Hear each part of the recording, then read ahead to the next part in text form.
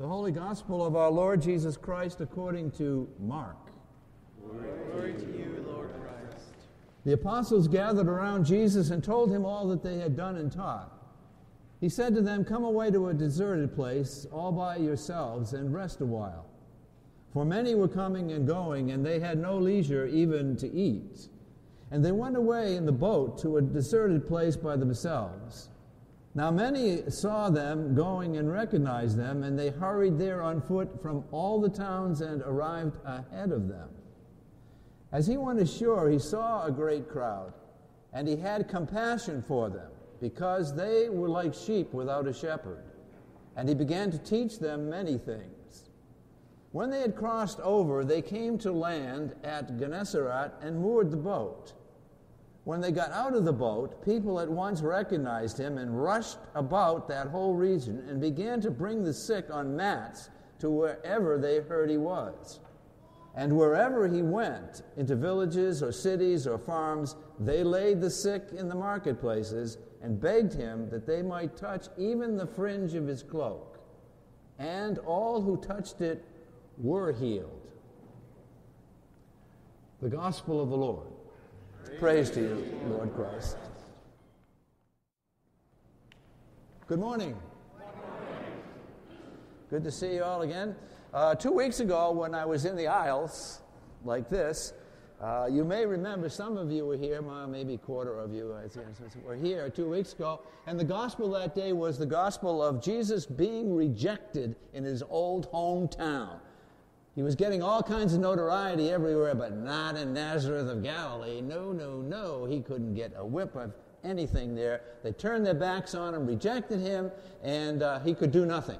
And so he kicked off the dust on his feet, and he went on. And he picked people 2 by 2, apostles. Remember, I told you apostles were people who had messages, and they were sent by Jesus to do the things that Jesus did. They were sent. They were apostles. They went out 2 by 2, and they expanded the mission. They expanded the mission beyond the covenant people of Israel into Samaria, into other places. Bad news for the Nazarenes, good news for us, finally. That's what happened 2 weeks ago. Today, vive la contrast, vive la différence.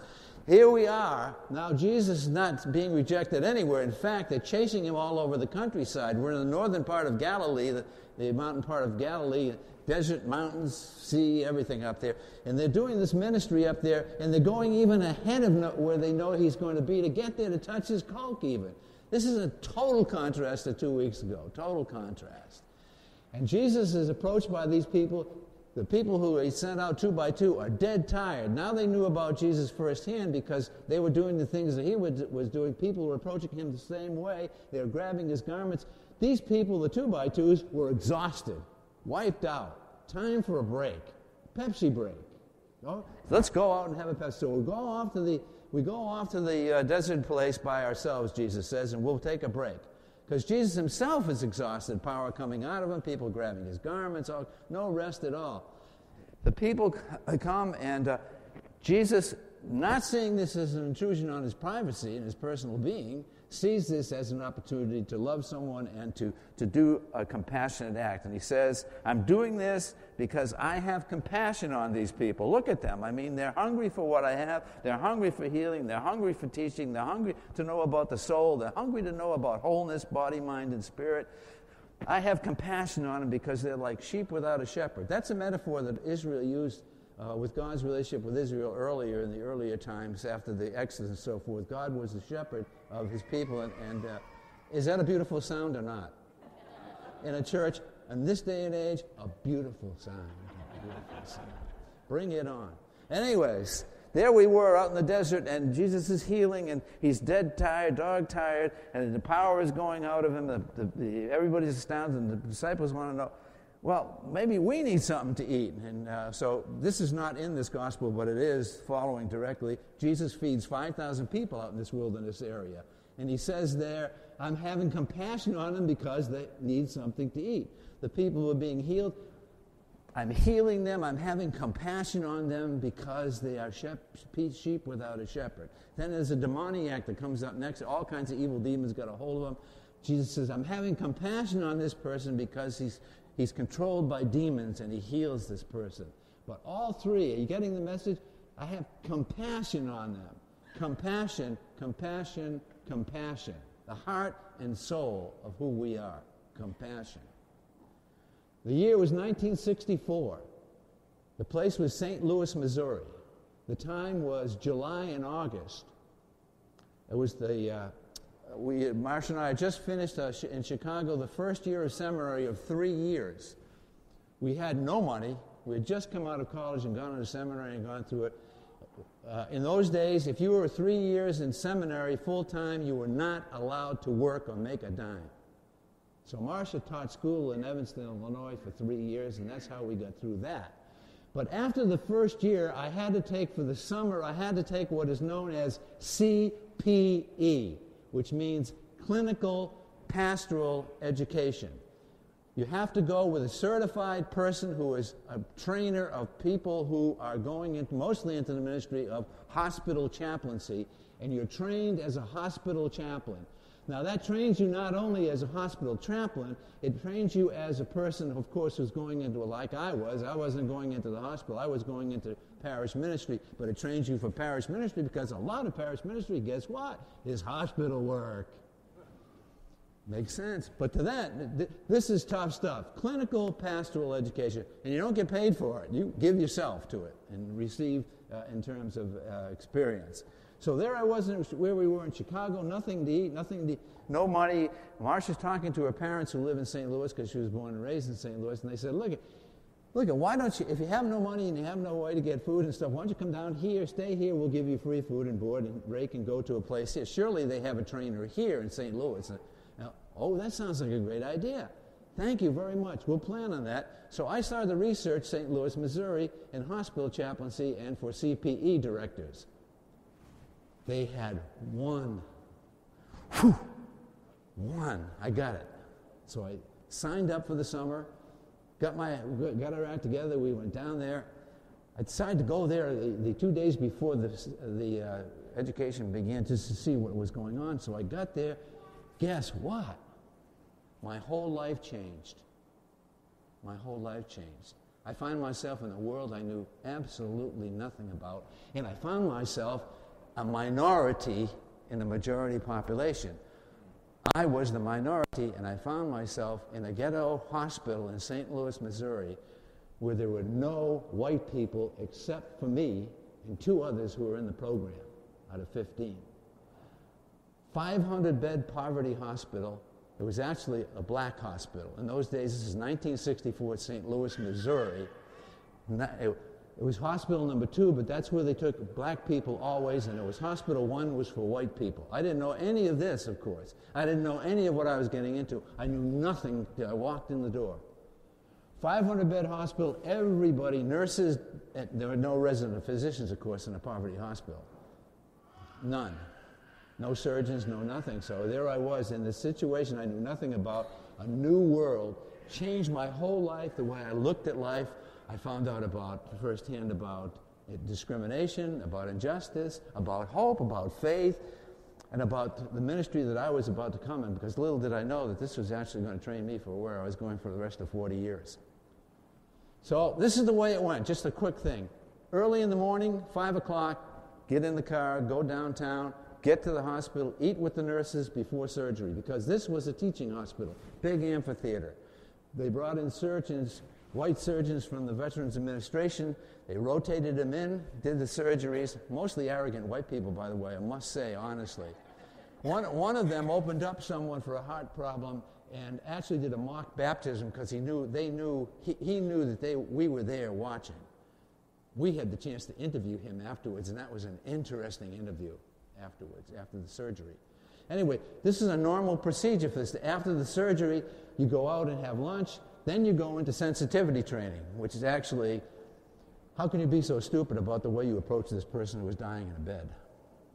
We had to go home at night and do verbatims and come in and present our verbatims about what we did the day before when we were talking to people who were sick and dying.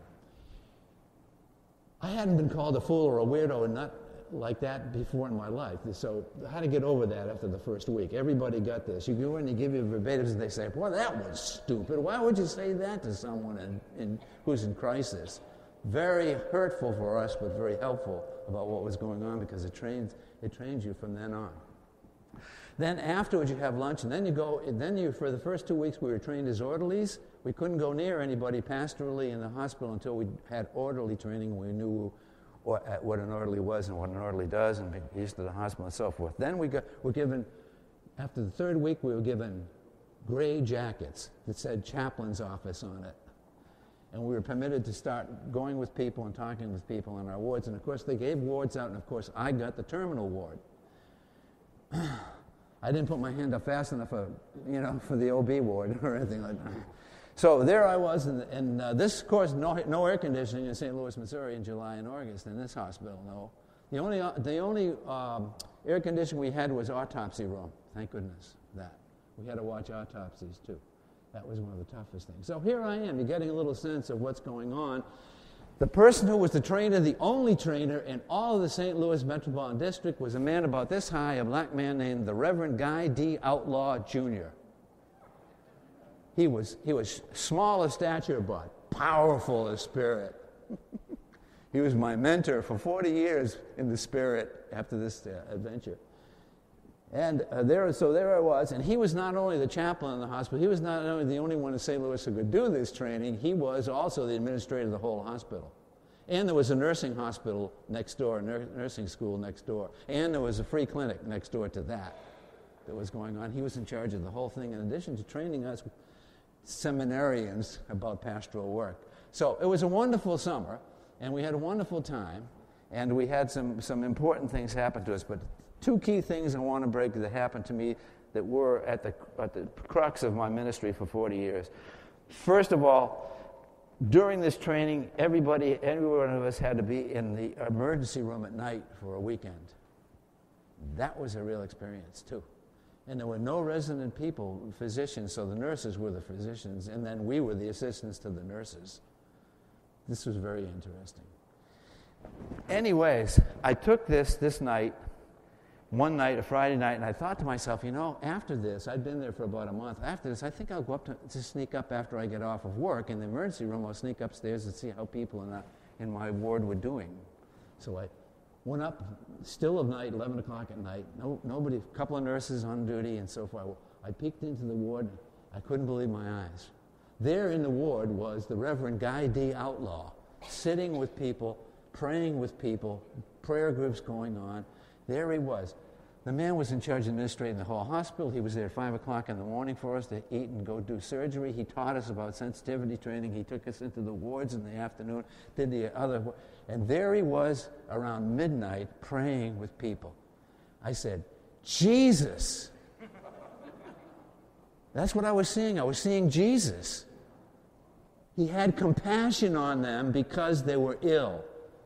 You see, Jesus in this guy, this small stature person holding the hands of these people after he's dead, tired, hardly on his feet. He's sitting with these people. He can't hardly stand up. Jesus had compassion on the people, and I saw Jesus that night. It was a mystical experience.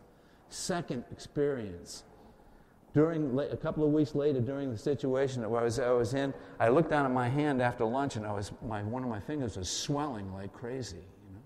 Oh, by the way, the second surgery we saw was a Nigerian doctor who was training to be a doctor in the United States, but he had already been a doctor in Nigeria, but he was training. And he's a wonderful surgeon. I did an open heart surgery and so forth and so on.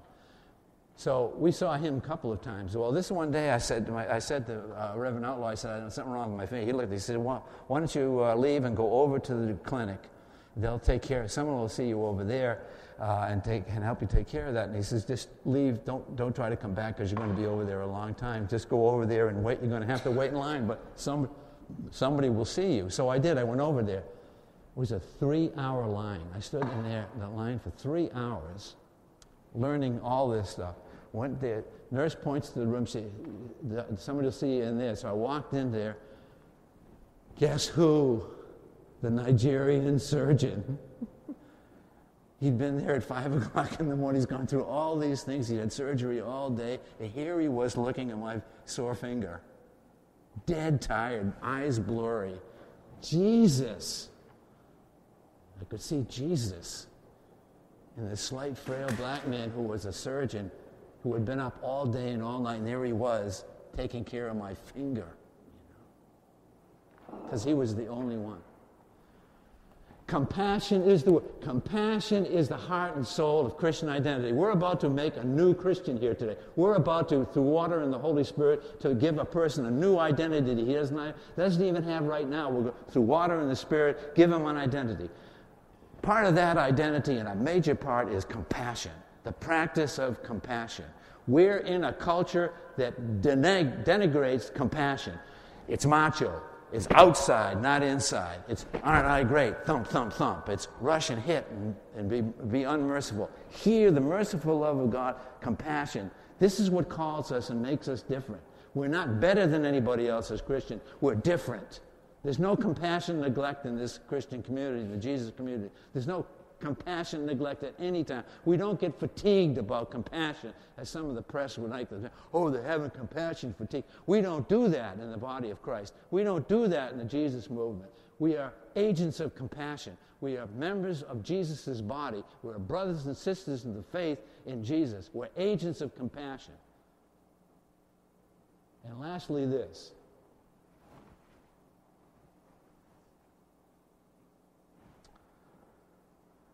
Smokey Robinson, formerly of the Miracles, one of the great R&B and soul singers of our time, 2 weeks ago in Los Angeles, he got the Life Achievement Award. And during that speech, he preached an incredibly powerful sermon in one sentence. He said this when he received the award to all his all of his glitterati friends, all of his famous, wealthy entertainment friends, in this aura of beauty and grandeur, he said this, and I quote, "Resist, my brothers and sisters, resist with all your might. Resist the intoxicating lure of self-absorption." Smokey Robinson. Resist with all your might the intoxicating lure of self-absorption. And friends, brothers and sisters, that's what we have, self-absorption. And you know the antidote to that? Self-generosity. And you know what self-generosity is? Compassion. And that's what we're called to. We're baptizing this child and making us remember our own baptismal identity this morning. Each of us who have been baptized, and I assume most people have been here, this is our baptism remembered again. That's why we come to church, to be reminded of who we are, God's agents of compassion. He had compassion on them. So I call to you to remember who you are, remember your identity as a member of Jesus' family and the Jesus movement in history. When this child is baptized, to remember your baptism and the call to you to be agents of compassion in a brutal, violent society that's getting more brutal and more violent and more self-centered. It's like everybody's the center of their own universe. It's a narcissistic nation. We are called to self-generosity and compassion. Practice, practice, practice.